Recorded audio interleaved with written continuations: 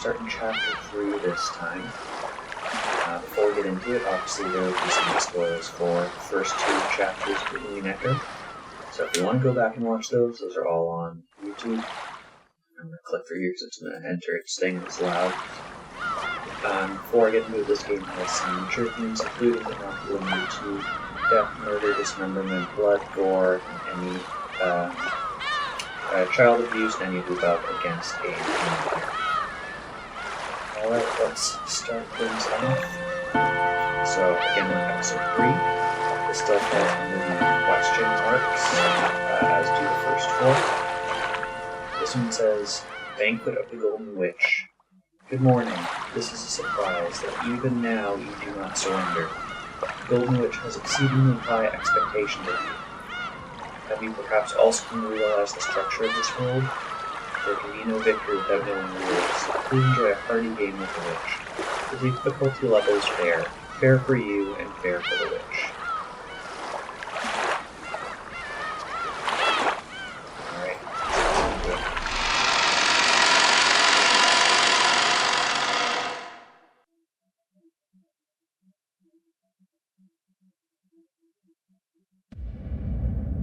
This story is undoubtedly nothing more than fantasy. It could not possibly have any relation to real persons, organizations, places, or events. So she says.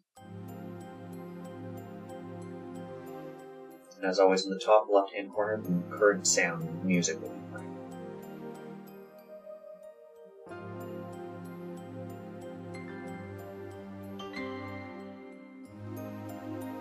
Last time we started with George and Shannon off before the event, so I'm assuming we're going to get a different name from someone else for this time. The boss was very, very beautiful, rich with history and value. Even as young as I was, it still forced me to take a deep breath when I witnessed its beauty. Of course, it was one of Grandfather's favorite collection pieces. But I didn't accidentally destroy its fragile beauty. I was always strictly ordered never to touch it. But that just made me want to touch it. Fair. It sounds like for some kind of very young child. You could almost see right through it, and yet it was so elegant. It appeared so weightless, and yet had an indescribable presence. I wanted to see what it felt like to touch a vase. However, just as Grandfather had said, there was something that must not be touched. This much beauty arises precisely because it must never be touched. It was beauty that could only dwell in something so fragile it would break at a touch. Which is exactly why, if it were to be touched with my impudent finger, it would so easily, just like an enjoyable morning dream fading into nothing as you wake. It vanished, fell, and broke into smithereens. I realized that because of my own foolish curiosity I'd done something that couldn't be taken back. No matter how much I regretted it, no matter how much I apologized, the broken vase would not return to its original form. I'd probably be scolded by Grandfather, probably very harshly. Frightened, I ended up breaking into tears and sobbing. I noticed something beautiful. Lightly dancing golden butterflies were coming towards me. The beautiful butterflies began to gather, one at a time, glittering fantastically, glowing golden powder. Oh, it's Beatrice. That reliable golden witch Beatrice had arrived.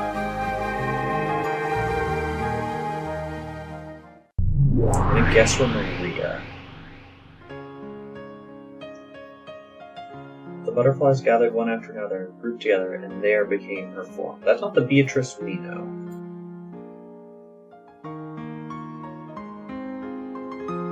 She was always on my side. Whenever I was in trouble, she would always appear and help me. ごきげんよう、お姫様。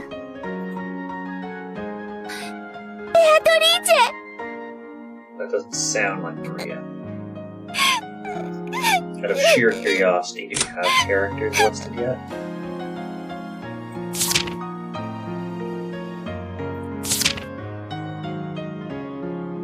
None that would help. おやおや、このような絶好のお茶会日和に、どうして姫様はそのように涙をこぼされているのですか？ You're a princess here. おじい様が大切にしていた壺を壊してしまったの。に怒られます。どうしたらいいかわからなくて。それは困りましたね。これは親方様が大層お気に入りになられていた壺のはず。どのような折檻があるか、このベアトリーチェ、想像するのも恐ろしゅう She ございま refers to す。 herself as Beatrice. Grandfather was a very frightening person. Once he told you something, if you failed to follow it, he would become mad with a rage that would make even the fallen angels in hell quiver. I was intimately familiar with that, which is why I couldn't do anything but shake like this and cry. こぼしてしまった姫様の涙を救う魔法は持ち合わせておりませんが、姫様が親方様から折檻を受けなくて済むようにする魔法なら、なんとかなるかもしれません。本当？ I mean, we've seen other Beatrice repair something. 姫様が私の力をお信じくだされば、魔法の力の根源は信じる力。This is different from what our Beatrice said, where the basis is the gamble. 奇跡はそれを強く信じる者の前にしか示されません。This falls more with Baron Castell's 信じ view る。 of magic. ベアトリーチェの魔法を信じます。 Now, I can see this taking a very dark turn. Well, you can avoid grandfather scolding if you die. だから、この壺を直してください。お願いします。姫様がそれをお望みでしたら、それではこのベアトリーチェにお任せを。When she extended her index finger, a golden butterfly softly landed there and changed its form into her favorite magic wand. Even that was enough to give me a small glimpse at Beatrice's wonderful and great magic power. She pointed her wand at the broken vase, and just like a child's lullaby, she began speaking the magic words. さあさあ、目を閉じてごらんなさい。そして思い出してごらんなさい。あなたがどんな姿をしていたのか。それはきっと、とてもとても美しい姿。I'm trying to remember. This seems very familiar to what I think Beatrice says to Maria in regards to the candy. どうか私に、あの姿をもう一度見せておくれ。Were they words, or was it a song? No, it was surely magic.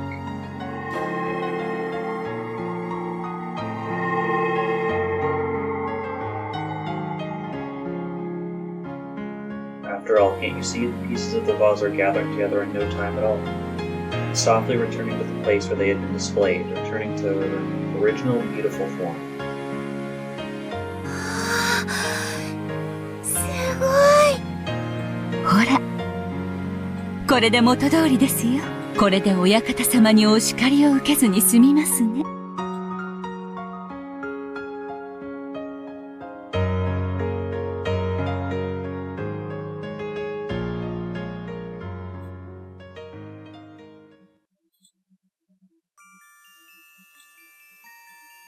アトリーチェはすごいね。壊れた壺を I 直す don't な think んて。 we've seen this location 造作もないんだ before. ね。 It looks very castle-y. そんなことはありませんよ。壊れてしまったものを元に戻すのはとてもとても難しいことです。We have the same music. This song Hope has been played a lot. 私の魔法は一 I mean, it's a 時 great song. それ in を my 思い opinion. 出させるだけに過ぎませんよ。でも、壺はちゃんと元通りになったよ。そうですね。ですがそれは壺が壊れたという運命を回避させたわけではありません。壊れた壺に一時壊れる前の姿を思い出させるだけに過ぎません。壊れた運命を元の姿に修復するほどの魔力はこのベアトリーチェにも未だ至らぬ遥かな高みなのです。At that time, the high-pitched scream of a servant could be heard from inside the mansion. When I went to see what had happened, I noticed that several of the servants had gathered and were cleaning up the remains of the broken vase. From what they had said, it seemed that a black cat had sneaked in from somewhere, climbed up on the vase, and toppled it over.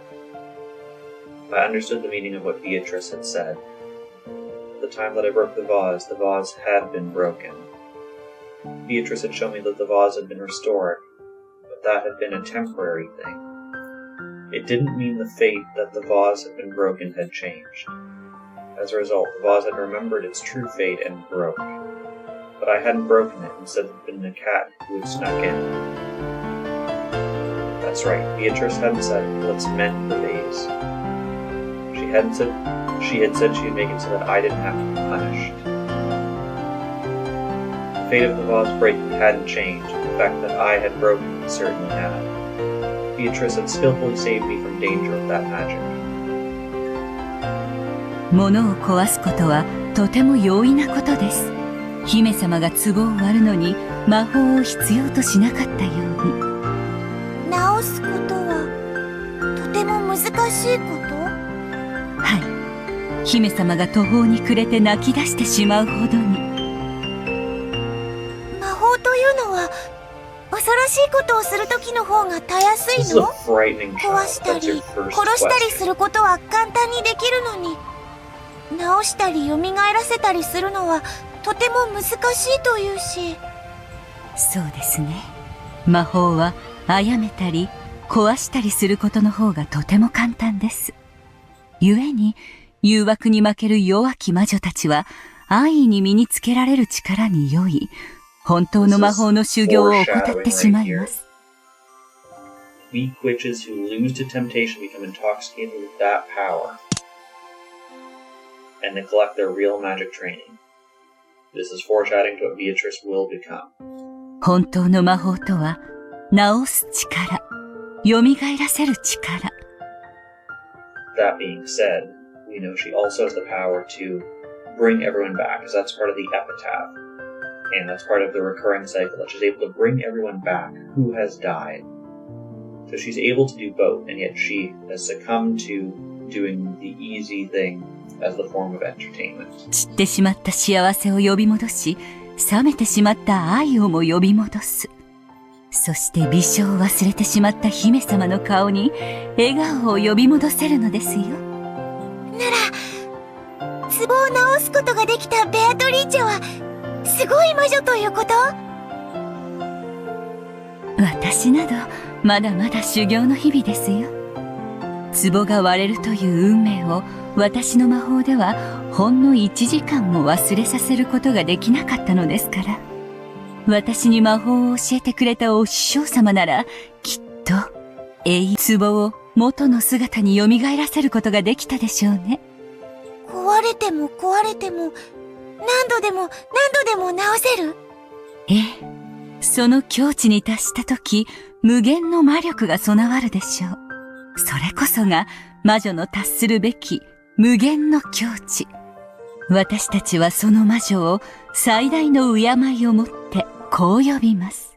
無限の魔女。そうです。And if you remember, Beatrice calls herself the Endless 無限に Witch. 治す力を持つ魔女にとって壊れるという概念はもはや存在しない。Which is why she's able to trap them in this perpetual island murder. 失うというすべての悲しみから解放され、永遠の至福を約束されるのです。Certainly, the human world is full of sadness caused by separation and loss. To escape that sadness, people pray to God and ask for the power to withstand the sadness, believing it to be a test. In other words, a human's life is a journey, searching for a way to withstand sadness. In that case, a witch who could revive all things would be freed from all sadness in the world. In other words, it is eternal bliss. 私もベアトリーチェみたいな魔女になって永遠に幸せになれるかな？姫様がですか？ Not sure if you can hear in the background. I think I hear seagulls. それは長い大変な修行となりますよ。私魔女になりたい。幸せになりたい。ベアトリーチェの弟子になりたい。そのお気持ちにいささかの揺らぎもありませんか？はい。私も魔女になりたいです。わかりました。では、姫様がお湧きになるまで、私の弟子にして差し上げましょう。私のことをお師匠様と呼べますか？はい、お師匠様。良い返事ですね。ではこれからは私と一緒に魔法の深淵を学んでいきましょう。私とって修行の身、共に魔法を正しく学び、至福の境地を目指して頑張りましょう。はい、お師匠様。So based on this, magic can be learned. It can be learned by humans. I'm presuming that we are a human.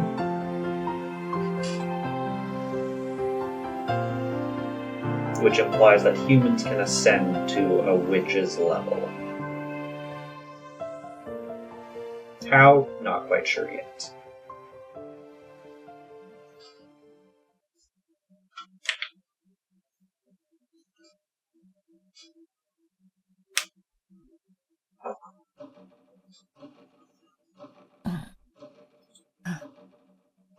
Yumeか。懐かしい顔だ。Endless Witch, was it? A name that I had yearned for from the past is the highest achievement, now just another one of my titles. No, you can even call it a name. たまには、その呼び名に充足を感じるのも、おつなものかもしれない。長き修行の日々の果てに得たものではないか。たまにはありがたみを感じれば、少々もったいないというものよ。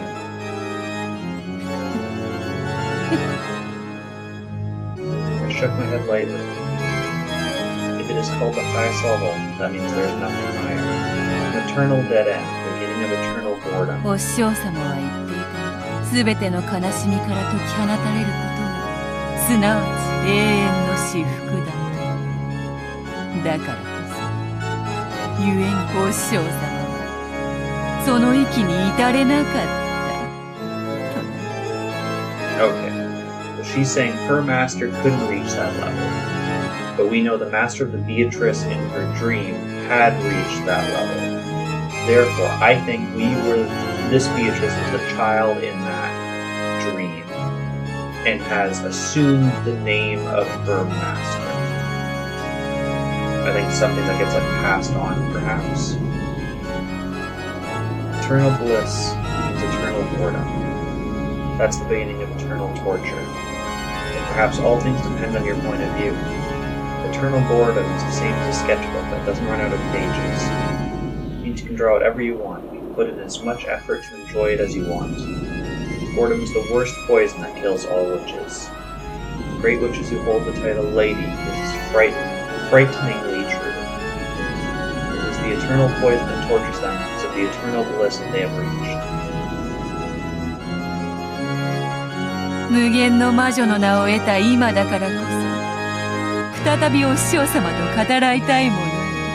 我らの修行の果てにあったのか、本当に幸せだったのか、そして本当の幸せとは何なのか。Training has no end.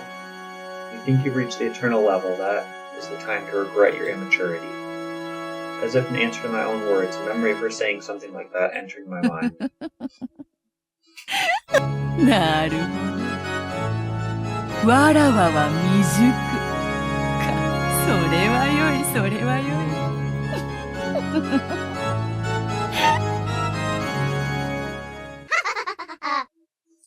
Some painfully shrill laughter could be heard. It was from my furniture. Did they break their toy again?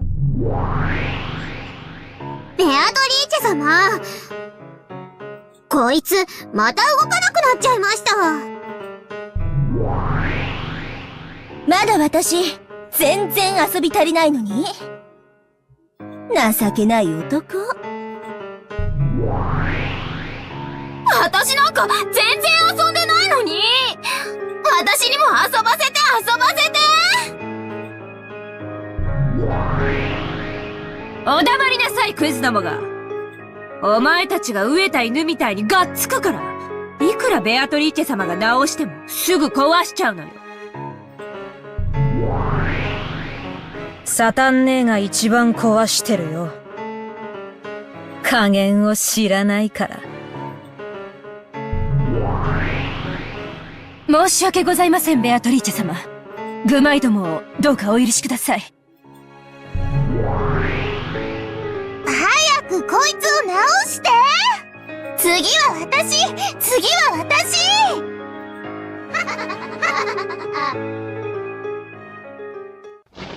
静かにせぬかやかましい。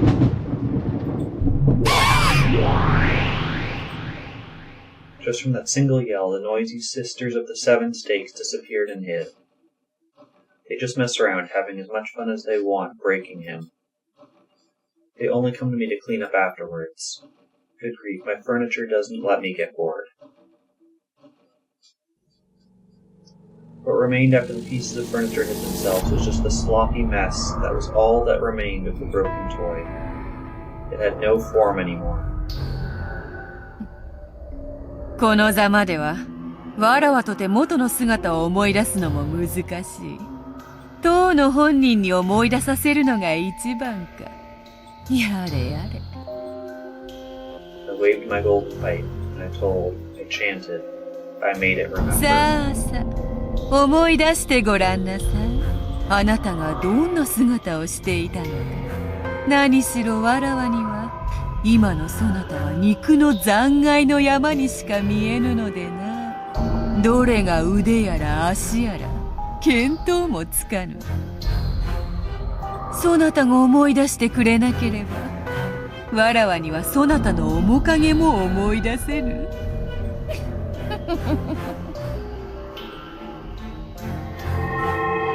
By the power of the magic, pitiful pieces of me began to remember what their form had been. Who was connected to who? Where was joined up with where? That's right, just like that. No, you should be a finger on the left hand. And you the right hand. That's it. Good. おはよう。目が覚めたか？後ろ宮バートラー。もっとも、目が覚めた方が悪夢の中とは、実に皮肉な話だがな。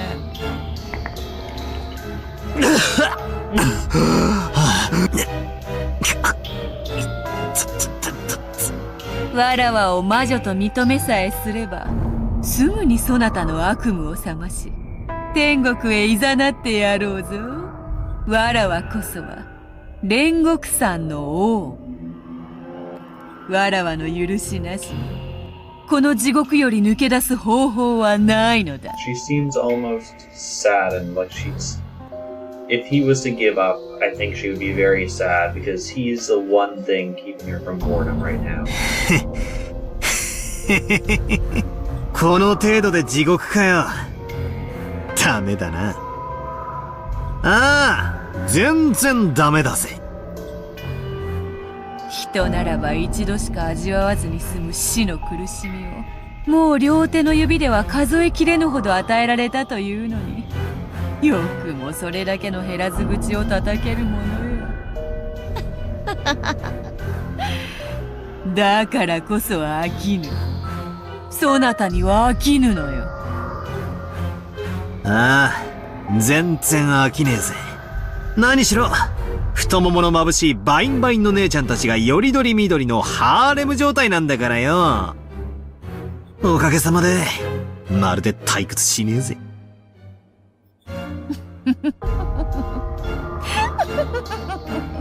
それはよかった。そうでなくてはわらわも退屈だ。それ、家具ども直してやったぞ。また存分に遊ぶがよい。ありがとうございます。私がいただき。だからあんたは終わりよ、終わり。次は私なの。どきなさいよ。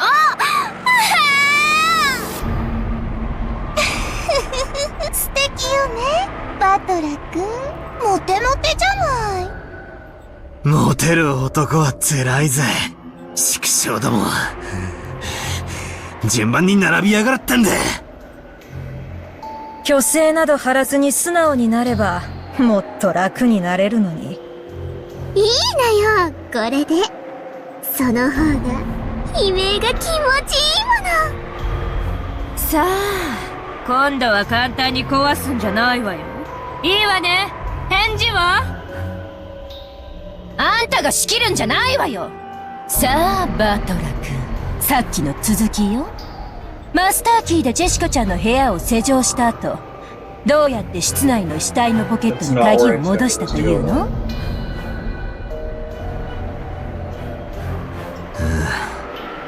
そうさ。釣り糸か何かを使って。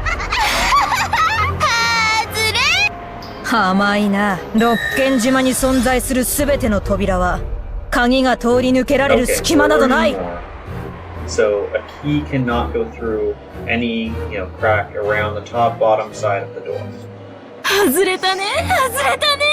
さあ、今度は私のどこを貫いちゃおうかな。Okay, so it seems like they're asking him questions about the puzzles, and every time he gets something wrong, they harm him in some way. 私、手の甲！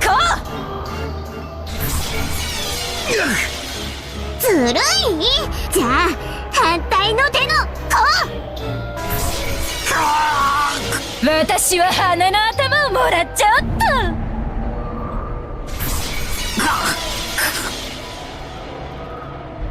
なんで私にもやらせて、私にも貫かせて。レビア姉はトロいのよ。いつだって私たちは早い者勝ちでしょうが。じゃあ、私は足の甲をいただいちゃおうっと。I think it's because they're taking this.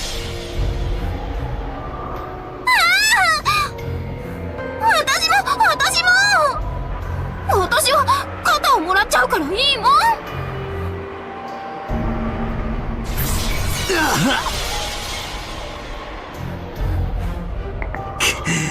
姉妹なんだろ。仲良くしやがるってんだ。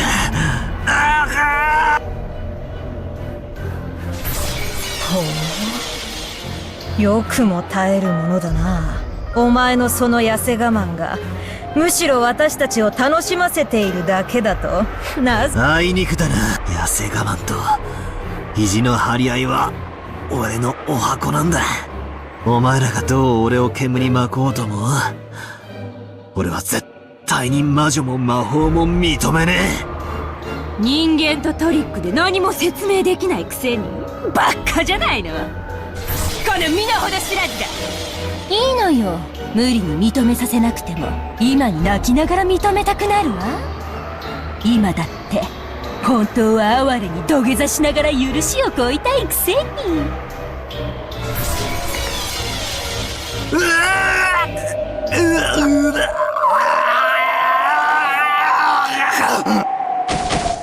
Thought they were gonna break him that easily this time. もう壊しちゃった。ベアトリーチェ様。やれやれ。わらわがいくらでも蘇らせられることを知っているから困ったもん。Endless rebirths give me free reign over endless deaths too. For the endless witch Beatrice, all death in life has no meaning. Even death can't serve as the key to escape from my cage. さあバトラー、再び元の姿を思い出すがいい。何度でももてあそんでやるぞ。なるほどなるほど。永久に遊べる玩具とは実に愉快よ。なるほどな。これが無限の境地に至った魔女が得る至福の境地とやらなのか。なるほどなるほど。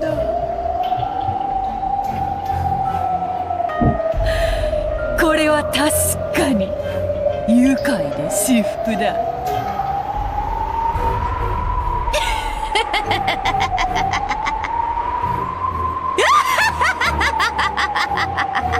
何度でも蘇らせてやる。何度でも殺してやる。さて次なるゲーム版ではどのような殺人劇を繰り広げよう。さあ新しきゲーム版を持て。次なるゲームを始めようではないか。後ろ宮バトラー! So we learned one solid piece of information, which is the keys cannot move through the doors. So I'll add that to the red word notes in the Discord for people who are trying to solve this. Spoiler this.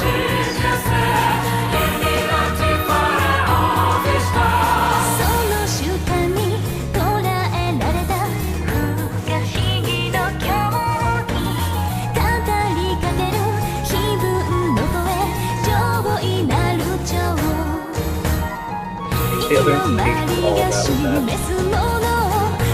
Beatrice, a former king, in which she used to be a princess. So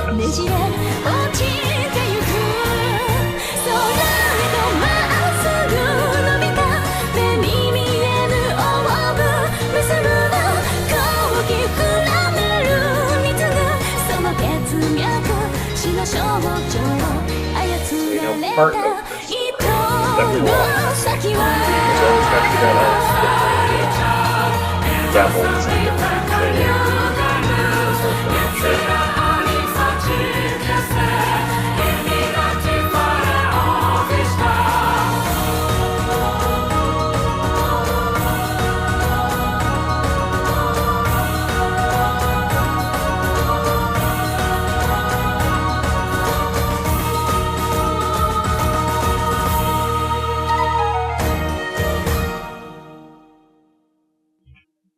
Alright, I guess that's prologue done.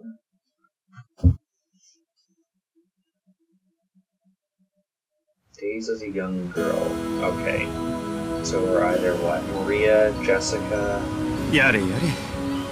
Oh, seasickness warning for people. This is looks like it'll be rough. 姉貴のタバコ嫌いにも参ったもんだ。すまんな。ゆうべからカリカリしとるんや。気にせんでやってくれんか。Rudolph Hideyoshi went out to the deck and took out some cigarettes. Eva had always hated the smell of cigarettes, but when she was in a bad mood, she got even more oversensitive.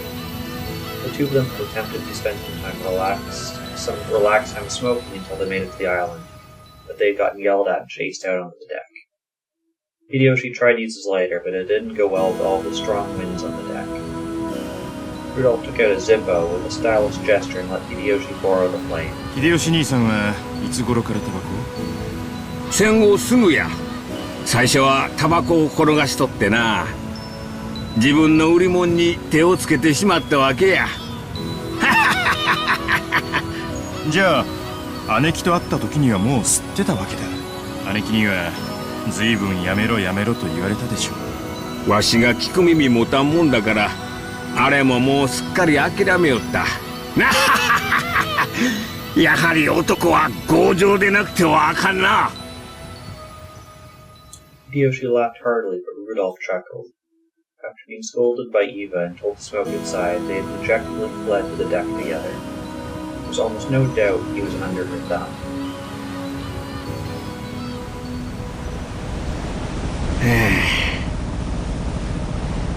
普段は。いや、普段はもっと温和なおとなしい女なんやで。毎年毎年この日になると人が変わりよるんや。そうなんですか？俺らがよく知る昔からの姉貴そのものに見えますがね。そうや。後ろ宮家のエヴァに戻るんや。でもそれはわしと一緒のエヴァとは違うんや。まあカリカリする気持ちもわかります。今回の親族会議は面倒だ。そうやな。あのクラウス兄さんから金を脅し取ろうっちゅう計画や。親族会議なんて名ばかりの、これはただの兄弟喧嘩や。We get Beatrice in the flesh, quote unquote, this round. With the family conference ahead of them, the three siblings, excluding Kraus, made a secret contract. Each of them had a pressing situation to deal with and urgently needed a lot of money. The only one who could help them was Kraus, who spoke for the Ushiromiya head since Kinzo was shut up in his study.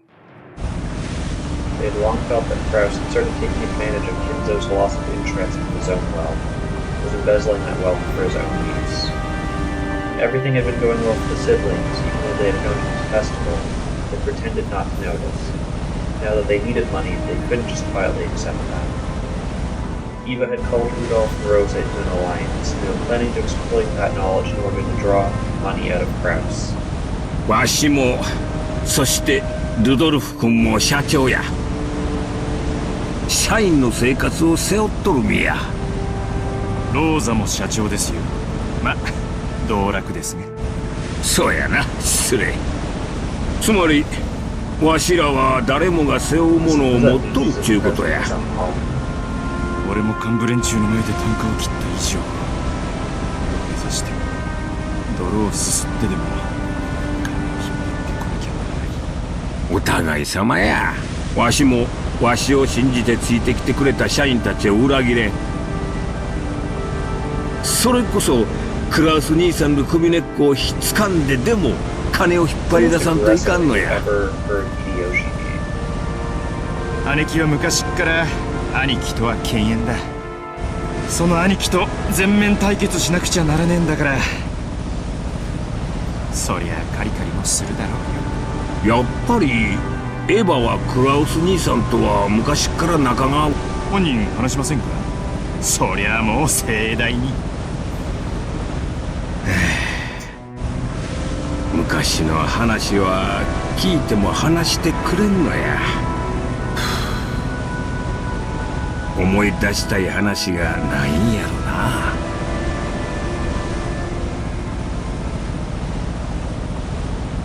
な。姉貴は昔っから要領も良くて頭が良かった。成績も良かっ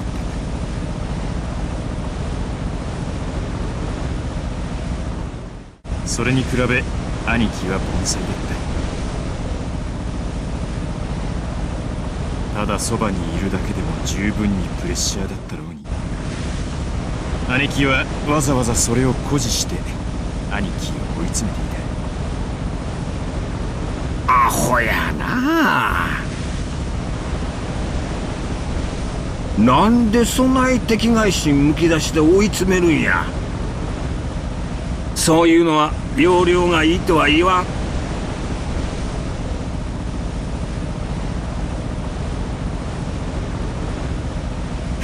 確か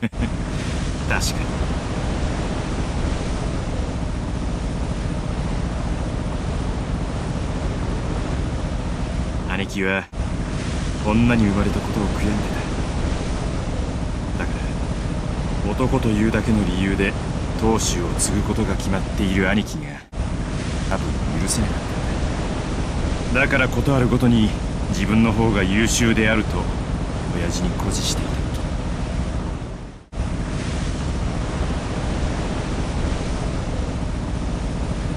お父さんは古いタイプの人や。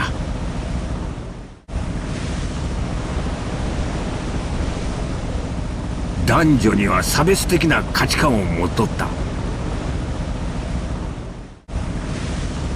自己顕示の強いエヴァは少々嫌われてたんとちゃうか。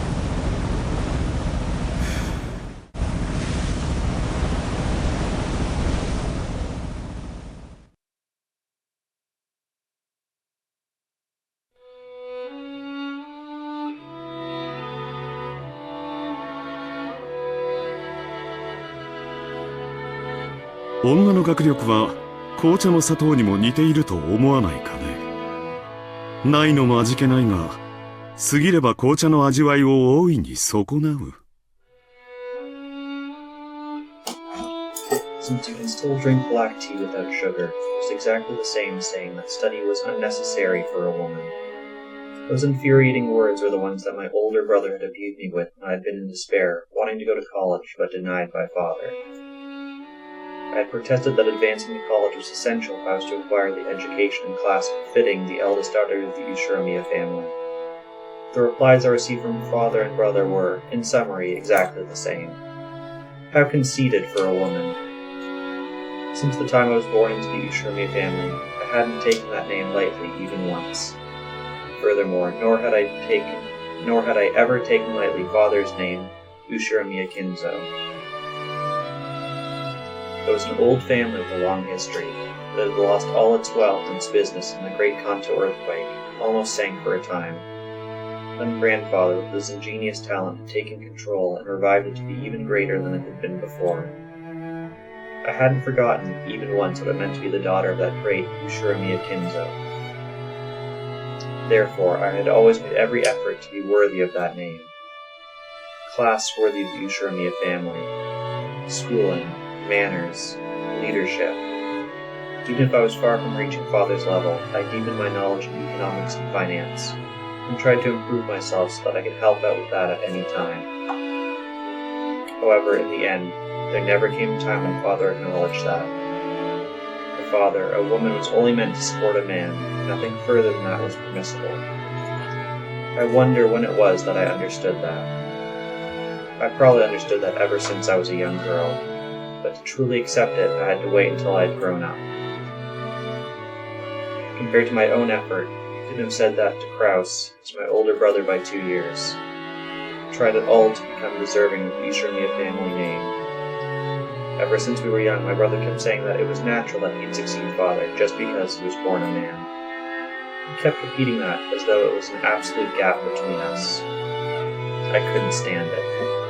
Even though I always got better grades than my brother, even though I became class president and he was stuck as vice president of his class. Even so, my brother was considered to be the appropriate person to succeed the Ushiromiya family just because he was a man. Of course, you could get away with gender discrimination in those days. No, it was even considered a virtue in those days. It was a time when women were looked down upon. It was said that when a woman is born, she is to obey her parents, and when she is married, she is to obey her husband. And when she gets old, she is to obey her children. But because that way of thinking existed, I wanted to overturn it. Innocently, I kept trying to prove that I was the most fit. However, eventually, I realized that all of my efforts were doomed from the beginning. 女の学力は紅茶の砂糖にも似ているとは思わないかね。ないのも味気ないが、過ぎれば紅茶の味わいを大いに損なう。それはどういう意味よ、兄さん。男には男にしか務められないことがあるように、女とて女にしか務められないことがあるんじゃないかね。子を産み育て、一家の主を支えるのは女でなければできぬ務めだと思うんだね。女には勉強や仕事をする必要がないと言いたいの？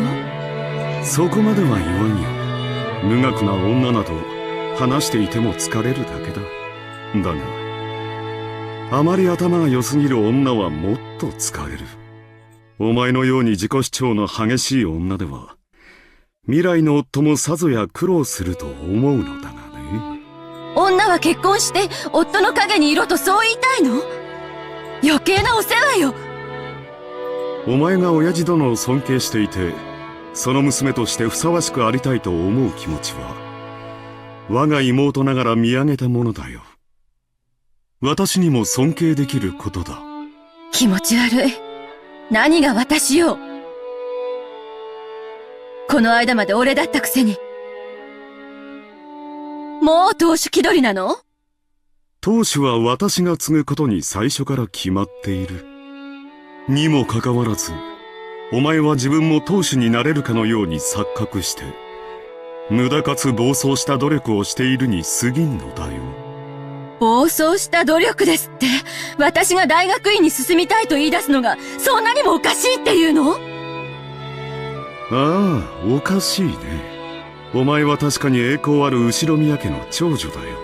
やがてはその家紋を背負って、父にとって最も価値ある相手と婚約することになるだろう。だが、そこで求められるのは過剰な学識ではない。夫をいたわる優しい気持ちと家事能力、そして、一家の長を立てる控えめな態度だ。お前にはそれが完全に欠落している。それは後宮家の令嬢として、果たしてふさわしいことなのかね。私は真相の令状のつもりなんかないわよ。お父様の仕事を手伝ってあげられる最高の人間でありたいと思っただけよ。ならそれは後宮家令嬢としてふさわしくあるべきではないのかね。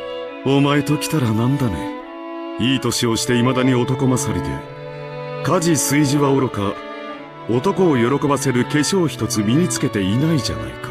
最近は喧嘩の稽古までしてるというじゃないかね。失礼な。喧嘩じゃないわよ。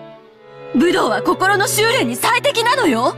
それに叱るべき場に出るときは十分女として気を使ってるわよ。何が言いたいのよ。女は男に仕える奴隷であれと、しゃしゃり出るなと、そう言いたいわけ？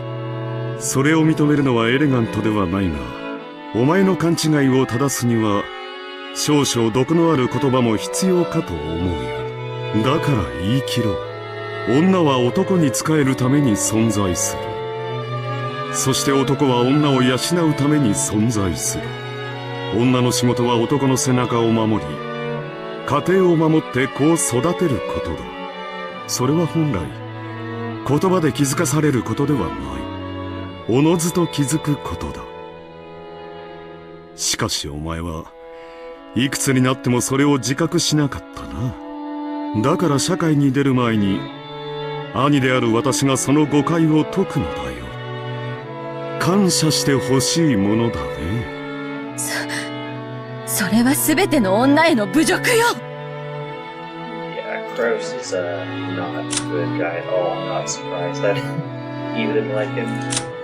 I'm gonna feel really bad for Natsuki and Jessica, I'm sure, soon.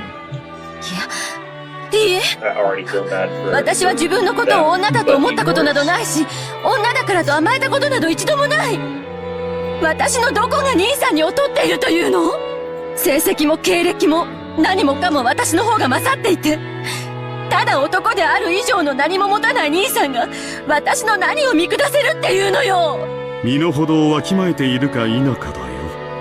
私は次の当主としての心構えを日々養っている。それは将来必ず必要になることだ。だがお前は違う。嫁ぎ、後宮の席を失うことが決まっているくせに、見る必要のない幻を見ている。何がそんなに不満なんだ。仮に男に生まれようとも、当主を継ぐのはお前ではないだろうに。お前は何がそんなにも不満で私に突っかかってくるのか。何が不満かですって？兄さんはいつも自分は当主後継ぎだからと私を見下して。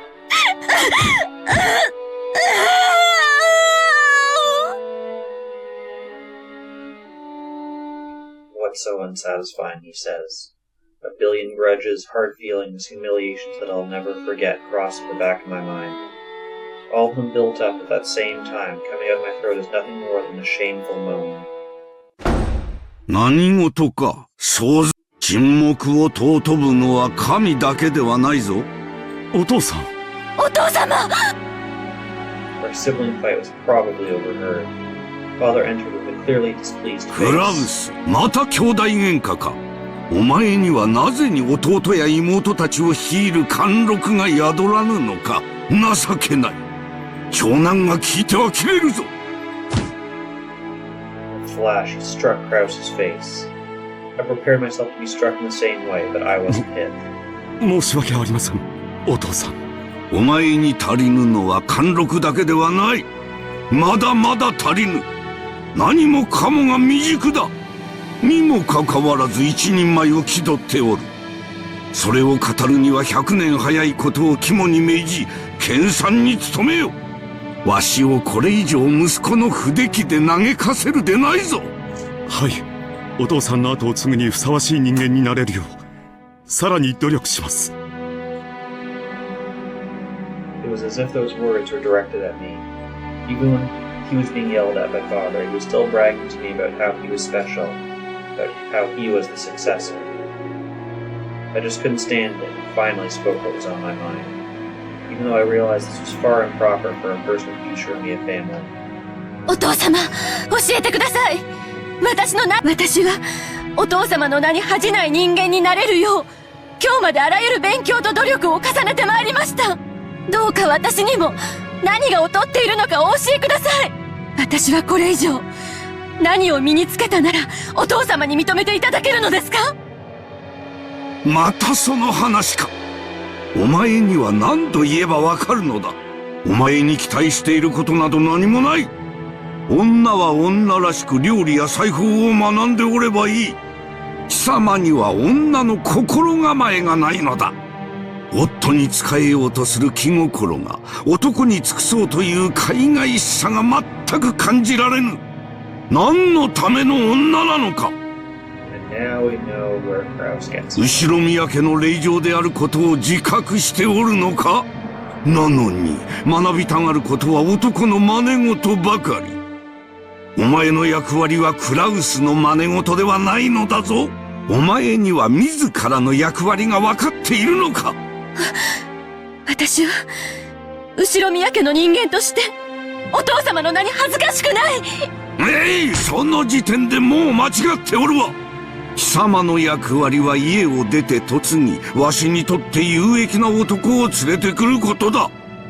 そして夫に尽くし子を産み増やせ。夫の一族に褒めたたえられる良妻であれ。お前に男を喜ばせる何ができるというのか。茶の作法があるというのか。料理の才能があるというのか。何もない。お前がやっているのはみんなクラウスの真似事ばかりではないか。後ろ宮家はクラウスが継ぐ。お前がそれに不満を唱えるというのなら、それはこの私に逆らうということだ。お前は我が娘でありながら父の言うことを聞けぬというのか。出て行け。感動だ。お前に後ろ宮など語らせん。感動だ感動だ。お父さん、しっかり落ち着いてください。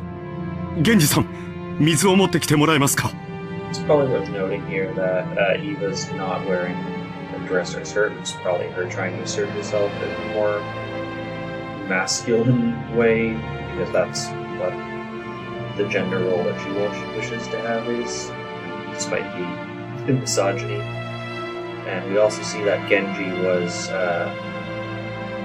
an important person of the family even at this time, when they're, if she's going to the university about 18, so probably 30 years kind of prior to everything. And it seemed like the grandfather's already sick at that point as well. ただいま。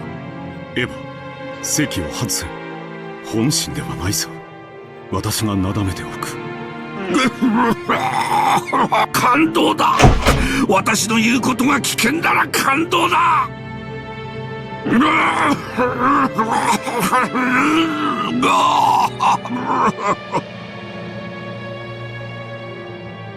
His father struggled with a fit of heavy coughs when his brother patted his back, as if that were naturally his duty. It was so vexing for me then to let him monopolize that duty. If I approached father carelessly, I'd probably be hit again. However, I fearlessly tried to approach father's back. Genji エヴァ blocked. 様、今は席をお外しになられた方が良いでしょう。親方様は今日はご機嫌がよくありません。なぜに私の息子たちはこうも不出来なのか。クラウスは貫禄が足りず、エヴァはいつまで経ってもじゃじゃ馬だ。男らしい男はおらず、女らしい女もいない。私の育て方がいつどこでどうなぜだ源氏。私は何をいつどこでどう間違えたというのか。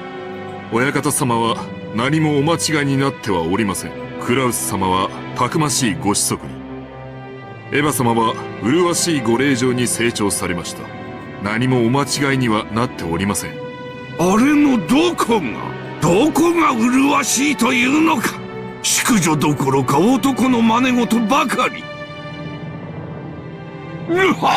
感動だ感動だ。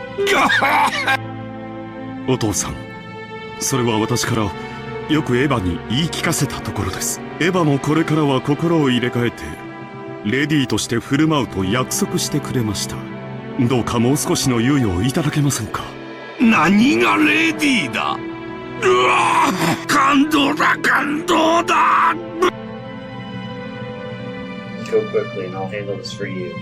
Kraus gave me a look telling me that.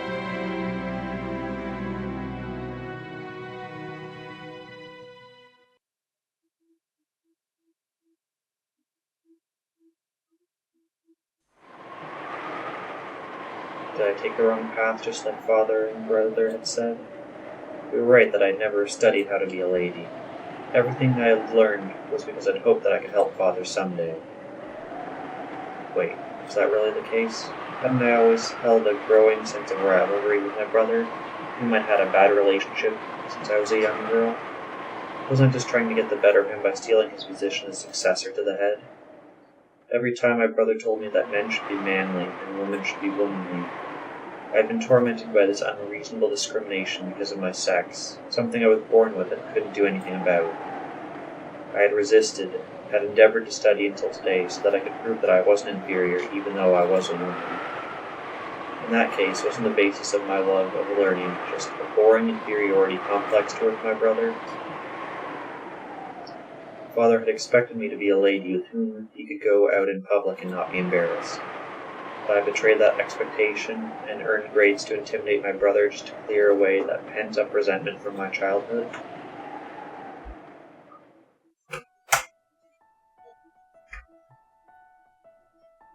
違うわ。私が後宮家の跡継ぎになるんだって。あなたは私に誓ったわ。あんたは。The one who came whispering to me was myself, born in my heart on the day I made that vow. Myself on the day as a little girl. That's right, she was my only ally. Whenever I was suffering, whenever I felt like I could take no more, she would always appear and take my side. Whenever I found myself with my head in my hands, stumbling over difficult problems, she would always appear and support me. As I had grown and forgotten my time as a girl, I'd also begun to forget my conversations with her. 私、後宮エヴァは、絶対に後宮家の当主になるの。そして、あのムカつく高慢ちきなクラウスを見返してやるの。そのために一緒に頑張ろうって、あの日私たちは約束したわ。そうね、約束したわ。私は後宮家の当主跡継ぎになるってあの日。 On that day, when I'd been overcome with sadness, wondering why I was even alive, you appeared inside me and lent me your お父 strength. 様に認められたかった。兄さんの鼻を明かしてやりたかった。そうすれば惨めな自分に決別ができると信じていたわ。 In those days, I'd really believed that I had no other purpose in life than to be looked down upon by my brother. It's painful just remembering those days. The wound, the tear that split open in my heart. She taught me how to sew up that wound. I would change my anger into effort and improve myself. Become a person more worthy to be head than Kraus was. Triumph over him by making father accept me, a perfect revenge. I knew more or less that a woman couldn't succeed the head. If I could become so superior that I could overturn that, then surely father would select me to be his successor. If that happened, then I could have the greatest, ultimate, and most perfect revenge against my brother. Always acted like it was completely natural for him to succeed the head. Now, what's weird for me is that later on, when George and Shannon want to be together, she is like chastising Shannon. You need to find someone of your own station, essentially, is what she's saying. When she could also tell Shannon that she could be doing her hardest to become worthy of George. Basically what she was trying to do as a kid. I don't know, maybe there's some jealousy or something in there that Shannon was able to do what she couldn't. そうすれば私たちの心の傷は癒えるの。その日まで頑張ろうって誓い合ったわ。なのに、あなたはその約束を破るの？クズ。育児なし。へそかんで死んじゃえば？ Even though she had the form of my younger self, she's still another me. She has a sharp tongue. After all, she is me. 自分に言われても腹が立つわね。そこまでボロクソに言われる筋合いはないわ。ならばその怒りを勉強に費やしましょうよ。怒りを力に変えるのが私の魔法。この力で何度もあなたの窮地を救い、あなたはなせないはずのことを成し遂げてきた。私の魔法がある限り、あなたにできないことなどありはしないわ。そうね。怒りはいつも私の原動力だったわ。いつからそれを忘れてしまったのかしら。私を思い出せたなら、あの魔法の力は再び私たちのもの。さあ、その怒りを力に変えて、もっともっと勉強に励みましょう。きっと私たちには、まだまだ勉強が足りないのよ。大学院に進んで、もっといっぱい勉強して、優れた成績を出して、クラウスを追い詰めてやりましょう。あいつ、なんでもなさそうな顔してるけど、きっと心は相当追い詰められてるわ。早く身の程を思い知って、死んじゃえばいいのに。そうすれば、私たちが当主になれる。ルドルフは辞退してくれるわ。あの子は私には逆らえないもの。よして、もうこれ以上、勉強しても、お父様は私を認めてくれないのよ。どうして？お父様は、私に女らしくしろと言っているのよ。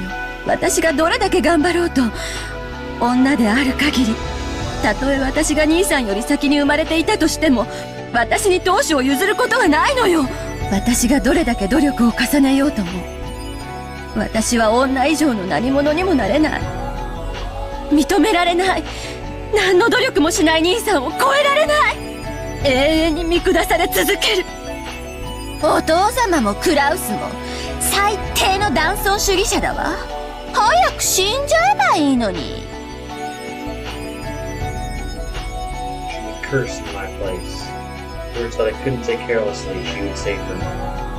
Even though I understood that she was just another part of myself inside of me, I felt like she was the only ally I had who would sympathize with me. However, while sympathy might calm my heart somewhat, it wouldn't do anything to improve my current situation. In the end, she could only console me when I was dejected by reality, for the amount of time I needed to accept it. ありがとう。もう結構よ。こうとなったら、お父様が驚くような淑女になってやるわ。兄さんなんかとは比べ物にならない立派な男を探して。ダメ、そんなの。She rejected my timid thoughts. I know why. Because she is me, I know why. お父様は少なくとも今は女に当主を継がせないと言っている。でもそれすらも所詮はお父様が決めたルールでしかないの。お父様が決めた以上、それを破棄できるのもお父様。人の気持ちなど、浜のマサゴが尽きるよりはるかに早く変わるわ。クラウスが愚鈍な男であることは、私たちが立証しなくても、やがてお父様も理解する。その時、男女の境のくだらない垣根は、それを設けたお父様によって取り払われるの。その日は必ず来るわ。どうして必ずなんて言えるのよ。それが私の魔法だから。あなたが信じてくれさえすれば、この魔法は必ず奇跡を呼ぶの。私の魔法の源は、あなたの信じる心だけ。If I can use that magic, then surely, until the day I die, I'll never have to doubt that someday I will become the head. I don't know if that's the right thing, but sure in the Eva. Shouldn't I aim to be the kind of lady that Father hoped for, someone who can take out into society and boast about? Father might take a better view of me if I were reborn. Maybe my brother couldn't find his own lifestyle and I could find mine. Besides, no matter what, I just can't imagine that my father, stubborn as he is, would not only allow a woman to succeed the head, but also skip my older brother and select me for the headship. 信じないの？あのね、私思ったの。私には当主は告げないかもしれないけれど、私は女で、子を産むことができるわ。もし兄さんに子供ができず、私だけが子供を産めたなら、兄さんの次の当主は私の子供ということになるでしょ？それはつまり、私が兄さんから当主の座を奪うのと同じ意味にならないかしら。本気で言ってるの？ええ、本気よ。少女時代からの決意を捨てるのは確かにとても悲しいこと。私の少女時代そのものであるあなたを裏切るのは、でもそれが一番現実的なのよ。 In that moment, my body changed. I was no longer myself from back then, but as I am now, a wife and mother. Yes, this is a dream. Even so, she still possessed the same ambitions and desires always, and she argued back, their expression displaying clear displeasure at this change. 夢を捨てるの？そして私も捨てるの？捨てるんじゃない。私も大人になって、あなたと決別する日が来たということよ。そうね。エヴァはもう大人になったわ。魔法の使い方さえ忘れてしまった。今は一児の母。自ら夢を叶える魔法を忘れ去って、その夢を息子に押し付けている。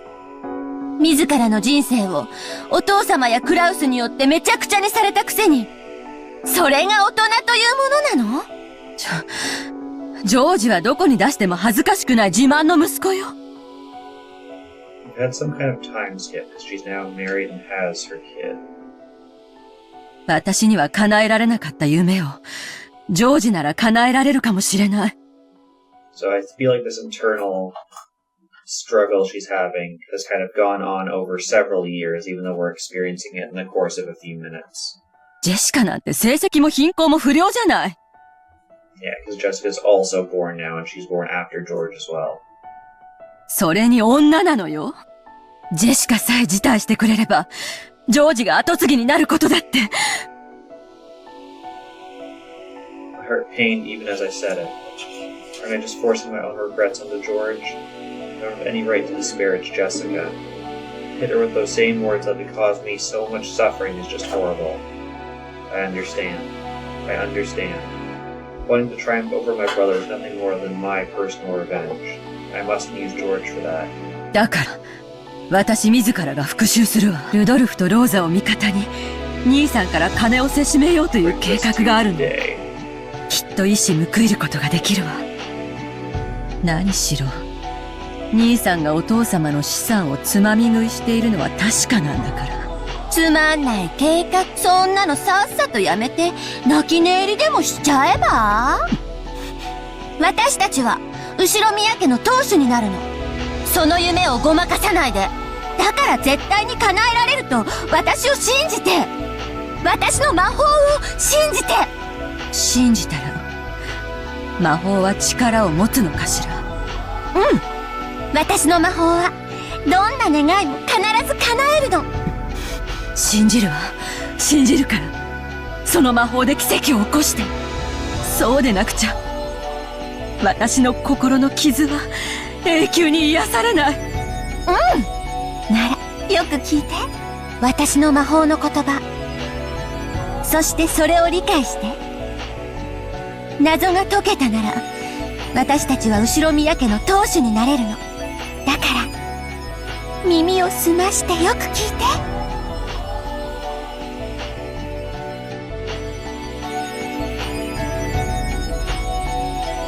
Behold, the sweet fish river running through my beloved home old. You who seek the golden land, follow its path downstream in search of the sea. This is directly off the epitaph.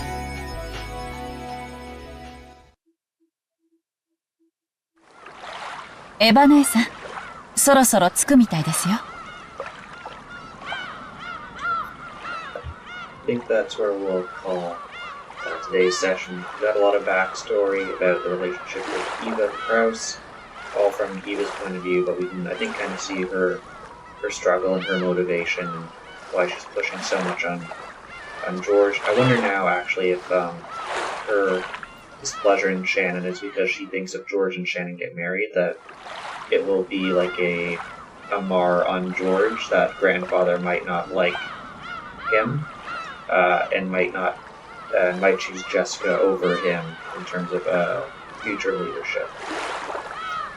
But we'll, I guess, save answers for that kind of stuff until next time. Bye for now.